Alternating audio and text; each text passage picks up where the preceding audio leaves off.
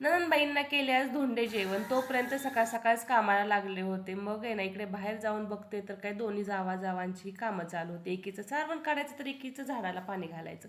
नंतर चुलीवरती पोळ्या लाटून घेतल्या आणि ह्यांची बघा मँगो पार्टी कशी चालू आहे. मस्तपैकी आंबे खाण्यात व्यस्त झालेत सगळेजण. काकूंनी तोपर्यंत धोंडे पण बनवून घेतले. मग आल्या आल्यांचा पाहुणचार करून घेतला. लगेचच ताटं पण करायला घेतली. म्हटलं अगोदर जेवण करतील. आता आमच्या जावयाचे एवढे हाल केले ना आम्ही आज, तर तिखटाचा एक पैशाचा त्यासोबतच मिठाचा पण धोंडा बनवला होता. नंतर घेतलं डेकोरेशन करायला. तर एवढा टाईम नव्हता त्यामुळे सिम्पलच डेकोरेशन केलं होतं. आता जे काही बनवलंय ते सगळं पुढं मांडलं होतं. मग जे काही रीतिरिवाज असतात ते सगळे करून घेतले. याचा ना मी मोठा व्हिडिओ पण टाकला आहे, तो नक्की बघा. तोपर्यंत आहे ना काकूंनी तशी दोरी पण बांधली होती. आणि आज कंटाळा एवढा आला होता की यांनीच डिशवॉशर लावून घेतला. आणि हे आहेत तिघी जावा म्हणजे माझ्या तिन्ही सासूबाई.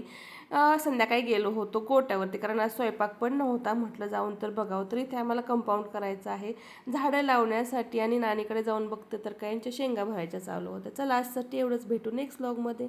तोपर्यंत बाय.